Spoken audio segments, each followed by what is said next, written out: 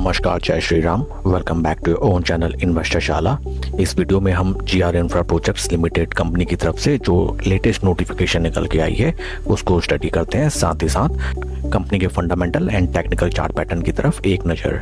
With regard to the GR infra projects, company specialisation रखती है in the construction of highways and bridges, railways and metro, hydro and tunnelling, ropeways, power transmission and distribution, multi modal logistic parks, manufacturing and fabrication, operations and maintenance. आइए अब हम चलते हैं latest notification की तरफ। आज की डेट का नोटिफिकेशन है 8 अक्टूबर 2025। इस नोटिफिकेशन के थ्रू कंपनी ने इन्फॉर्म किया है कि 290.23 करोड़ रुपए का ईपीसी प्रोजेक्ट कंपनी को रिसीव हुआ है for the construction of Giridih bypass road which has a total length of 26.672 kilometers by the State Highways Authority of Jharkhand. Time duration to complete the project is 24 months from the appointed date. काफ़ी significant value का ये order, जिससे not only company की work order book हमें बढ़ती हुई दिखाई देती है, साथ ही साथ जिसका पॉजिटिव इम्पैक्ट हमें डेफिनेटली देखने के लिए मिलेगा कंपनी के आने वाले रेवेन्यू एंड सेल्स फिगर में। आइए अब हम चलते हैं कंपनी के फंडामेंटल्स की तरफ। ये हैं कंपनी के fundamentals. Market cap of company 12,017 crore, P ratio लगभग 11 एंड इंडस्ट्री पीज अराउंड 27। तो फ्रेंड्स देखिए, पी वैल्यूएशन वाइज ये स्टॉक काफ़ी अट्रैक्टिव वैल्यूएशन में राइट नाउ अवेलेबल है। इस चीज़ को हमें भूलना नहीं चाहिए, क्योंकि स्टॉक मार्केट में पैसा तभी बनता है जब आप सस्ता माल खरीदें और महंगे में उसको बेचें। मोस्ट ऑफ द टाइम्स हम क्या देखते हैं कि लोग 100, 150, 80, 90 के पी पे स्टॉक को बाय करते हैं एंड वहाँ से एक्सपेक्टेशन उनकी रहती है कि स्टॉक डबल हो जाएगा या फिर 30-40% रिटर्न्स जनरेट हो जाएंगे, एंड नॉट ओनली जिसके चक्कर में वो लॉस बियर करते हैं, साथ ही साथ 2-3 साल वो फंसे रह जाते हैं उस पर्टिकुलर स्टॉक में। एक नज़र हम शेयर होल्डिंग पैटर्न की तरफ अगर चलें, promoter share holding is 74.70 and public share holding में आते हैं एफआईडीआईज। एफआई की शेयर होल्डिंग 2.84 से बढ़ के 2.88 एंड डीआईज की शेयर होल्डिंग 19.17 से बढ़ के 19.28। रिटेल शेयर होल्डर्स 66,000 से कम होकर 64,000। फ्रेंड्स देखिए, सबसे पहली बात, प्रमोटर का अच्छा खासा स्टेक इस स्टॉक में है एंड एफआईडीआईज की भी अच्छी खासी पोजीशन है and gradually they are increasing their stake.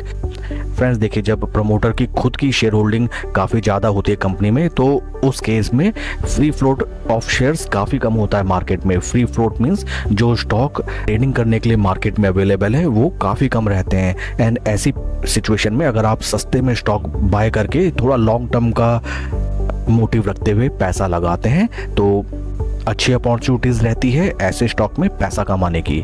आइए अब हम चलते हैं टेक्निकल चार्ट पैटर्न की तरफ।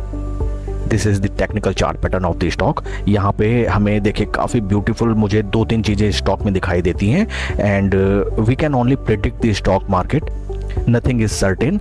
बट अगर हम गुड रिस्क टू रिवॉर्ड लेके स्टॉक में ट्रेड करें, स्लो एंड स्टडी पोजीशन बनाएं, तो हमारे चांसेस बढ़ जाते हैं किसी भी स्टॉक में पैसा कमाने के। देखिए यहाँ पे टेक्निकली मैं कुछ पॉइंट्स क्लियर करूं जो मेरे को नज़र आते हैं स्टॉक में। देखिए राइट नाउ स्टॉक अपने इंपॉर्टेंट रेजिस्टेंस लेवल पे ट्रेड कर रहा है, जहाँ पे स्टॉक ने आके कई बार स्ट्राइक किया। देखिए first time, second, third, fourth, fifth, sixth and seventh, 7 bar stock ने देखिए अपने इस रेजिस्टेंस लेवल पे आके स्ट्राइक किया एंड वहाँ से अच्छी खासी हमें गिरावट भी नजर आई। बट राइट नाउ देखिए स्टॉक काफ़ी टाइम से अपने एक टाइट रेक्टेंगल पैटर्न में ट्रेड कर रहा है, support resistance and right now stock अपने 200, 20, 50 तीनों मूविंग एवरेज के टाइट कंसोलिडेशन में ट्रेड करता हुआ नजर आ रहा है। साथ ही साथ मुझे यहाँ पे दिखता है एक हायर लोज का फॉर्मेशन। देखिए this is first low and this is something like second law and देखिए जो ये फॉर्मेशन है ये इंटैक्ट है। स्टॉक ने भले ही काफ़ी टाइम से यहाँ पे रिटर्न नहीं जनरेट किया, लेकिन स्टॉक ने अपने लोज को ब्रेक भी नहीं किया है। देखिए this is first law, this is second law and second law is higher than the first law. साथ ही साथ मुझे नज़र आता है यहाँ पे एक कप एंड हैंडल का फॉर्मेशन। देखिए कुछ इस तरीके से, this is the cup and this is like handle important levels जो देखने के लिए रहेंगे वो रहेगा हमारा ये ट्रेंड लेवल का रेजिस्टेंस पॉइंट। यहाँ पे स्टॉक अगर स्लो एंड स्टडी कुछ टाइम स्पेंड करके ऊपर की तरफ ब्रेकआउट देता है तो स्टॉक में अच्छे खासे रिटर्न जनरेट होने की अपॉर्चुनिटीज नजर आती है, बशर्ते आपको फोमो में स्टॉक बाय नहीं करना है, स्लो एंड स्टडी पोजीशन बनाएं एंड टाइमली प्रॉफिट बुक करते रहें। साथ ही साथ इवैल्यूएशन स्टॉक का काफ़ी बेहतरीन लेवल्स पे नज़र आता है। एंड फर्दर मोर थिंग, अगर हम देखें GR infra is a constituent of Nifty infra sector. आइए हम निफ्टी इंफ्रा सेक्टर की तरफ एक नज़र चलते हैं।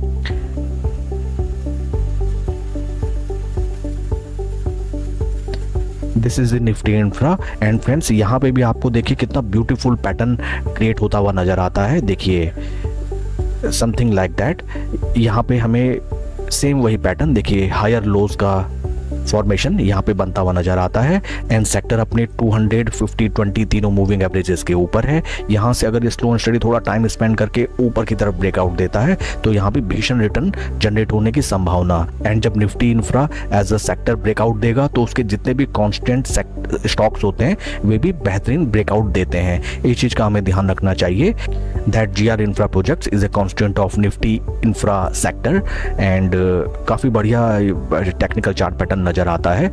एंड आइए अब हम चलते हैं ट्रेडिंग व्यू वेबसाइट में। देखिए यहाँ पे भी हमने कंपेयर किया है GR इंफ्रा प्रोजेक्ट्स को with Nifty 50 returns for the period of 55 days.